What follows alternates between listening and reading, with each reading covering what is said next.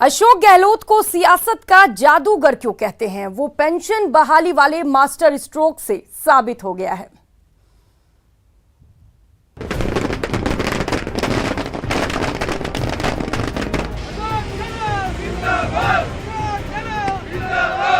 CM Gehlot ने 2023 के रण से पहले पुरानी पेंशन बहाली का मास्टर स्ट्रोक चलकर विपक्ष को चारों खाने चित्त कर दिया है।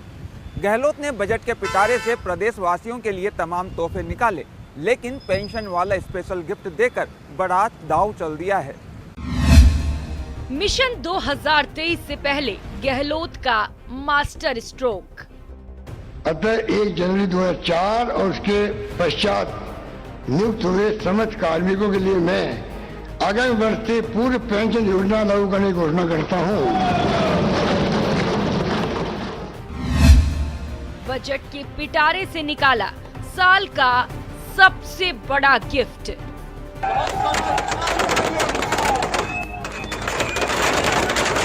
अशोक गहलोत जिंदाबाद जिंदाबाद जिंदाबाद। पुरानी पेंशन स्कीम बहाल, विपक्ष चारों खाने चित। अरे भाई ताली कभी कभी तो आप लोग बजा दिया करो, आप कहते नहीं हो लोगों को। तो कई कॉमन पॉइंट आ रहे हैं, कॉमन पॉइंट में कॉमन रहो भाई, अलग क्यों रहते हो। गहलोत सरकार ने अपने बजट में तमाम घोषणाएं की, युवाओं को नई नौकरियों की सौगात दी, वहीं किसानों की जिंदगी में खुशहाली लाने के लिए पहली बार अलग बजट दिया। लेकिन गहलोत ने अगले साल होने वाले विधानसभा चुनाव से पहले बड़ा दांव चला और सरकारी कर्मचारियों को पुरानी पेंशन स्कीम का लाभ देकर सारे विरोधियों को चारों खाने चित कर दिया। हम सभी जानते हैं कि सरकारी शासन से जुड़े कर्मचारी भविष्य के प्रति सुरक्षित महसूस करे, तभी वे सेवा काल में सुशासन के लिए अपना अमूल्य योगदान दे सकते हैं। समय समय पर इन कार्मिकों ने मुझे अपनी स्वेच्छा से अवगत कराया। अतः 1 जनवरी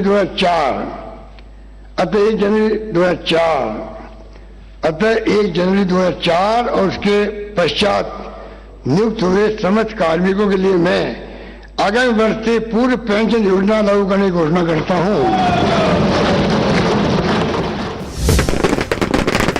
पुरानी पेंशन स्कीम बहाली के ऐलान के बाद प्रदेश के लाखों सरकारी कर्मचारियों में खुशी की लहर है।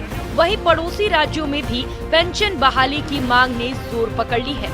अब कांग्रेस इस मुद्दे को जोर शोर से उठाकर केंद्र और बीजेपी पर दबाव बना रही है। राजस्थान में हमारी कांग्रेस की सरकार ने ओल्ड पेंशन स्कीम, सरकारी कर्मचारियों की पेंशन स्कीम को रिवाइव किया है। वैसे ही केंद्र सरकार और दूसरी राज्य सरकारें तुरंत प्रभाव से ओल्ड पेंशन स्कीम को लागू करें। ओल्ड पेंशन स्कीम को लागू करने का मतलब सरकार की जिम्मेवारी है कि वो पेंशन पूर्व निर्धारित मापदंडों के अनुसार सरकारी कर्मचारियों को मिले, ना कि कोई और किसी तीसरा थर्ड पार्टी कोई किसी के पास में पूरा पैसा चला जाए। दोबारा इस बजट में उन 2.5 लाख कर्मचारियों के लिए वेतन विसंगति का जो फैसला 2013 में लिया था उसको बहाल किया गया है। 1000 करोड़ रुपए का इस पे भार आएगा। एक कर्मचारी को लगभग 4,500 रुपए मिलेंगे। आप समझ सकते हैं कि इस पेंशन के साथ में, ओल्ड पेंशन स्कीम के साथ में कर्मचारियों के लिए ये फैसला भी लिया गया है। देखिए, राजस्थान के बजट की चर्चा पूरे देश में है और आइडियल स्टेट के रूप में राजस्थान का नंबर 1 बजट जब राजस्थान में पेश हुआ, मुख्यमंत्री अशोक गहलोत ने पेश किया, उसकी पूरी चर्चा पूरे देश में है।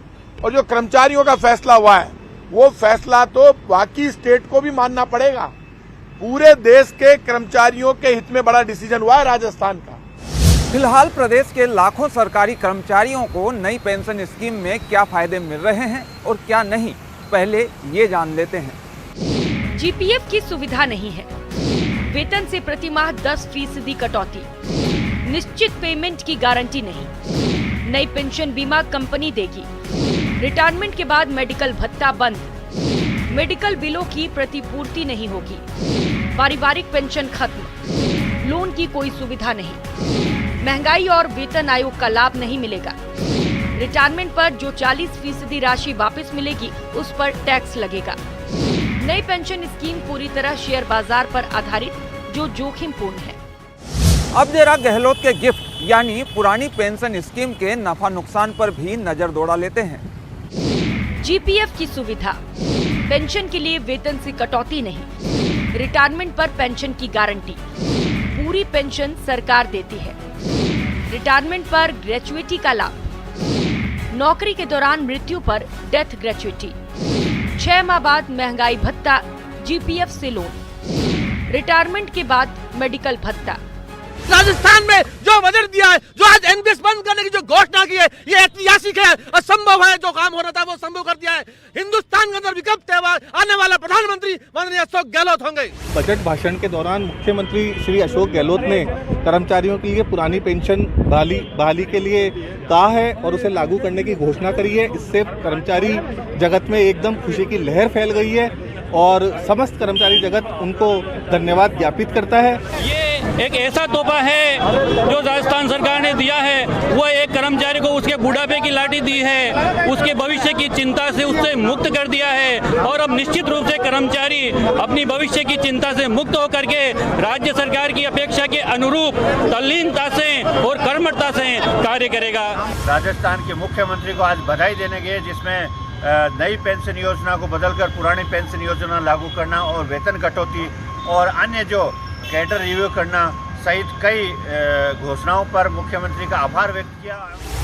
मतलब जिन कर्मचारियों की नियुक्ति 1 जनवरी 2004 के बाद हुई है, वो लोग ओल्ड पेंशन स्कीम के दायरे में आएंगे।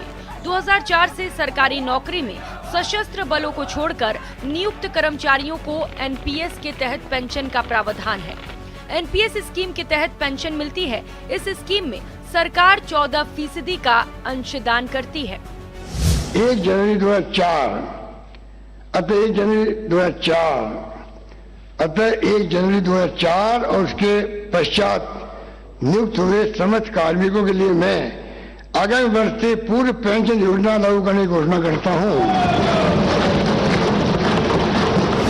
राजनीतिक विशेषज्ञों के मुताबिक गहलोत सरकार के इस बड़े फैसले का फायदा कांग्रेस को 5 राज्यों के चुनाव में तो मिलेगा ही, अगले साल के आखिर में होने वाले विधानसभा चुनाव में भी पेंशन बहाली बड़ा मुद्दा बनेगा।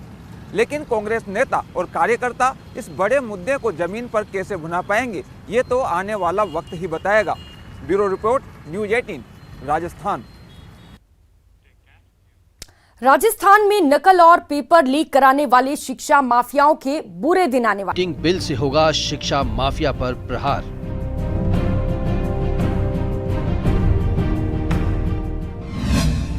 नकल गिरोह पर कसेगी सरकारी नकेल।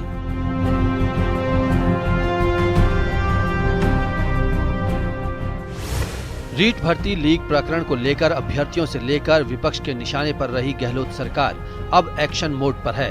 भर्तियों में नकल और पेपर लीक जैसी घटनाओं पर पूरी तरह से रोक लगाने के लिए राजस्थान भर्ती परीक्षा में अनुचित साधनों की रोकथाम से जुड़ा संशोधन विधेयक विधानसभा में रख दिया गया है। इसके बाद 15 दिन में ये बिल पास हो जाएगा। बिल पास होने के बाद से नकल पर सख्त कानून तय हो जाएंगे। भर्ती परीक्षा में अनुचित साधनों के उपयोग पर परीक्षार्थियों पर गिरेगी गाज। अनुचित साधनों के उपयोग करने पर हो सकती है 3 साल तक की सजा। सजा के साथ अभ्यर्थियों पर लगाया जा सकता है 1 लाख रुपए का जुर्माना। ऐसे परीक्षार्थियों को सार्वजनिक परीक्षा से 2 साल के लिए किया जाएगा वंचित। परीक्षा एजेंसी के साथ मिलकर फ्रॉड करने पर परीक्षार्थी एजेंसी पर होगी कड़ी कार्रवाई। संबंधित एजेंसी के सदस्यों और इनसे जुड़े परीक्षार्थी को हो सकती है 5 से 10 साल की सजा। एजेंसी और इसमें शामिल लोगों पर 10 लाख से 10 करोड़ तक का जुर्माना। अपराध से अर्जित संपत्ति की कुर्की और जब्ती का भी नए कानून में प्रावधान। देखिए, नकल को रोकने के लिए और जो राज्य स्तर और भारत के स्तर पर जो गैंग्स बनी हुई है, उन सबको नकल से रोकने के लिए बड़े कठोर प्रावधान किए गए हैं। इसमें 10 साल तक की सजा का प्रावधान और जुर्माना 10 करोड़ तक का लगाने का काम किया गया है। तो इससे निश्चित रूप से जो नकल कराने वाले गिरोह हैं उनके ऊपर रोक लगेगी और सरकार आइंदा जो भी इम्तिहान करवाएगी, जिस भी संस्था के माध्यम से, पूरा सावधानी बरत करके ये कार्यक्रम करेगी ताकि आइंदा नकल को रोका जा सके। संपत्ति भी कुर्क होगी सर? निश्चित रूप से। मान लीजिए किसी के पास जुर्माना देने के लिए नहीं है तो उनकी संपत्ति कुर्क की जाएगी। राजस्थान सार्वजनिक भर्ती परीक्षा नियम का ये संशोधित बिल है दरअसल ये 1992 का बिल है जिसमें संशोधन करके राजस्थान की अशोक गहलोत सरकार ने नकल रोकने के लिए कई ऐसे इंतजाम किए हैं जिससे सख्ती होगी और राजस्थान में नकल रोकी जा सकेगी। सरकार को नकल विरोधी सख्त बिल लाने की जरूरत इसलिए भी पड़ी क्योंकि पिछले 2 दशकों में भर्ती परीक्षाओं में पेपर लीक, परीक्षा एजेंसी के साथ मिलकर षड्यंत्र रचने जैसी घटनाओं में इजाफा हुआ। 1992 के अधिनियम में भर्ती परीक्षाओं में अनुचित साधनों के प्रयोग को रोकने के लिए कठोर सजा और बड़े जुर्माने सहित कुर्की का प्रावधान नहीं था। परीक्षाओं में नकल और पेपर लीक की जांच एडिशनल एसपी स्तर का अफसर ही कर सकेगा। ये सरकार के उस बिल पर क्रियान्वयन पर निर्भर करता है। कानून तो कई बनते हैं, लेकिन कानून के धरातल पर क्रियान्वयन सरकार के अंदर कितनी निष्ठा है, सरकार का कितना मानसिकता है, उस पर निर्भर करेगा। अन्यथा ये बिल तो बहुत पहले आ जाना चाहिए था, लेकिन वह बिल आज लाए हैं। उस बिल में पास होने के बाद ये सरकार की मंशा, क्योंकि इस बिलों के में कहीं भी इसमें पुराने यारी सारी घटनाओं में तो मंत्री स्तर के लोग इन्वॉल्व हैं, क्या उन पर भी सरकार हाथ डालेगी, उनसे इस्तीफा दिलवाएगी, तब जाकर के मालूम पड़ेगा। रीट परीक्षा पेपर लीक में आरोपियों के पकड़े जाने और भारी राजनीतिक विवाद के बाद गहलोत सरकार ने माध्यमिक शिक्षा बोर्ड अध्यक्ष DP जारोली को बर्खास्त कर दिया था। पेपर लीक मामले में बड़े पैमाने पर गिरफ्तारियां हो रही हैं। 2 फरवरी को CM गहलोत ने नकल रोकने के लिए कानून बनाने की घोषणा की थी। माना जा रहा है कि एंटी चीटिंग बिल पावर में आने के बाद नकल गिरोह में एक नए तरह का खौफ पैदा करेगा। खौफ भी ऐसा कि सजा तो कठोर मिलेगी, साथ साथ में प्रॉपर्टी की भी जब्ती हो सकेगी। और ऐसी उम्मीद जताई जा रही है कि जब ये बिल पावर में आएगा तो नकल गिरोह माफिया में काफी हद तक शिकंजा कसा जा सकेगा और पेपर लीक की घटनाओं में ये बिल रोकने में काफी कारगर साबित हो सकेगा। जयपुर से कैमरा पर्सन दिलीप चेची के साथ lovely Wadhwa, news 18 Rajasthan, Jaipur. RAS परीक्षा को लेकर परीक्षार्थियों और आरपीएससी के बीच रार थमी नहीं है। सिलेबस में संग्राम के बाद तारीखों पर भी तकरार है।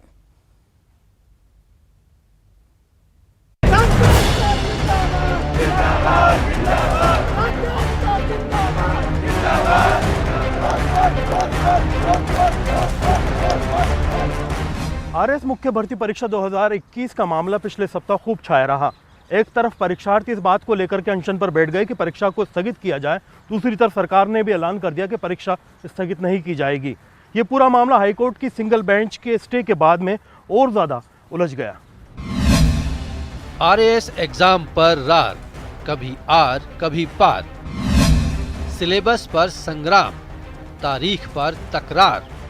आरएएस परीक्षा का आयोजन 25 और 26 फरवरी को होना था, लेकिन सिलेबस में किए गए बदलाव को लेकर परीक्षार्थियों ने आरयू में बड़ा आंदोलन किया। धरने और अनशन पर बैठे छात्रों की तबीयत भी बिगड़ी और सियासत भी होने लगी। पूर्व मुख्यमंत्री वसुंधरा राजे के साथ बीजेपी और कांग्रेस के भी कुछ नेताओं ने आरएएस अभ्यर्थियों की मुख्य परीक्षा स्थगित करने की मांग को जायज बताया और आंदोलनकारी अभ्यर्थियों को समर्थन दिया। लेकिन राज्य सरकार परीक्षा समय पर कराने के अपने फैसले पर अडिग रही। इसके पीछे परीक्षाओं को समय पर कराना और भर्तियों को जल्द पूरा करने का कारण बताया गया। छात्र एकता जिंदाबाद, जिंदाबाद, जिंदाबाद, छात्र एकता जिंदाबाद, जिंदाबाद, जिंदाबाद। हालांकि 21 फरवरी को एकल पीठ ने प्रारंभिक परीक्षा 2021 के परिणाम को रद्द करते हुए संशोधित परिणाम घोषित करने के निर्देश दिए। प्री परीक्षा देने वाले परीक्षार्थियों ने 12 सवालों को लेकर आरपीएससी में आपत्ति दर्ज कराई, लेकिन आरपीएससी ने उनकी मांगों को नकार दिया। इसके बाद परीक्षार्थी हाईकोर्ट पहुंचे, जहां कोर्ट ने 12 विवादित सवालों को लेकर फैसला सुना दिया। हाईकोर्ट ने 4 सवालों को एक्सपर्ट कमेटी के पास भेजा। 41 नंबर के सवाल को डिलीट कर दिया। 62 नंबर के सवाल में ऑप्शन ए को सही माना। 6 सवालों पर याचिकाकर्ताओं के ऑब्जेक्शन को खारिज कर दिया। कोर्ट ने एक्सपर्ट कमेटी की रिपोर्ट को दोबारा रिजल्ट जारी करने के निर्देश दिए। 70% सिलेबस चेंज करने के बाद 3 महीने का टाइम दिया है, जहां तक हाईकोर्ट के जो कानूनानुसार चलती भर्ती प्रक्रिया में जो है भर्ती प्रक्रिया में छेड़छाड़ नहीं कर सकते, उसके बावजूद आरपीएससी को 3 साल में सिलेबस नहीं मिला और 3 महीने का टाइम दिया है। ऐसा हो सकता है कि तैयारी हो सकती है कि आरपीएससी में जो बैठे वो खुद बता दें। परिणाम रद्द होने के 2 दिन बाद ही राजस्थान हाईकोर्ट की डिवीजन बेंच ने आरएएस मुख्य भर्ती परीक्षा 2021 के मामले में सिंगल बेंच की ओर से दिए गए फैसले के ऊपर अंतरिम रोक लगा दी। 27 अक्टूबर को हुआ प्री एग्जाम। 3,20,034 अभ्यर्थियों ने दिया एग्जाम। 3,28,147 अभ्यर्थी रहे गैर हाजिर। 19 नवंबर को घोषित हुए प्री एग्जाम के नतीजे। 20,102 अभ्यर्थी प्री एग्जाम में पास हुए। 22 फरवरी को हाई कोर्ट ने प्री एग्जाम के नतीजे किए रद्द। 23 फरवरी को स्थगित किया गया मेंस एग्जाम। 25-26 फरवरी को 110 सेंटर्स पर होना था मेंस एग्जाम। इस बीच आरपीएससी ने तुरंत संज्ञान लेते हुए आरएएस मेंस परीक्षा को 20 और 21 मार्च को कराने की घोषणा कर दी। हालांकि परीक्षार्थी अभी भी इस तारीख पर परीक्षा देने और प्री परीक्षा में सवालों के मामलों में संतुष्ट दिखाई नहीं दे रहे। परीक्षार्थियों ने अब सुप्रीम कोर्ट जाने का फैसला किया है। 20-21 मार्च को जो है परीक्षा, मुख्य परीक्षा की तारीख जो है घोषित की है। अगर आप कैलेंडर को देखेंगे तो उसके अंदर एक दिन पहले ही होली है, तो अभ्यर्थी जितने भी हैं वो अपने घरों के लिए भी जाएंगे और उसके बाद में उनको अपने सेंटर्स पे जाना पड़ेगा। इसमें भी बड़ी मुश्किल आ रही है। और सिंगल पीठ ने जो डिसीजन दिया था उसके मुताबिक रिजल्ट को रिवाइज करने का कहा गया था, प्री का रिजल्ट जो है उसके अंदर, क्योंकि 11 सवालों में वहां दिक्कत आ रही थी, तो उसके लिए डिवीजन बेंच ने फिर स्टे दिया। तो अभी उन अभ्यर्थी जो है उनका सुप्रीम कोर्ट अभी जाना बाकी रहा है। ऑनरेबल डिवीजन बेंच ने आरपीएससी की तरफ से दिए गए तर्कों को सुनने के पश्चात एकल पीठ के आदेश को स्टे ग्रांट के अगेंस्ट में स्टे ग्रांट कर दिया और आरपीएससी को लिबर्टी दी है कि आरपीएससी अपने एग्जाम को फर्दर कंडक्ट करा सकने के लिए स्वतंत्र है। बहरहाल इस पूरे मामले में अगर देखा जाए तो आरपीएससी ने भले ही मुख्य भर्ती परीक्षा को लेकर परीक्षा की तिथि का ऐलान कर दिया हो, लेकिन परीक्षार्थी इस पूरे मामले में अभी तक भी संतुष्ट नहीं है, क्योंकि ये पूरा मामला ऐसे में जो राजस्थान हाईकोर्ट की सिंगल बेंच की फौरी राहत और डबल बेंच पर उसके रोक के बाद में सुप्रीम कोर्ट के अंदर चुनौती के बीच उलझ कर रह गया है। कैमरा पर्सन यासीन के साथ में अरबाज अहमद, न्यूज़ 18 के लिए जयपुर से। और अब एक अच्छी खबर, अब भारी बिजली बिलों को लेकर आपको टेंशन लेने की जरूरत नहीं है, क्योंकि सरकार ने उपभोक्ताओं को राहत देने का प्रबल इंतजाम कर दिया है।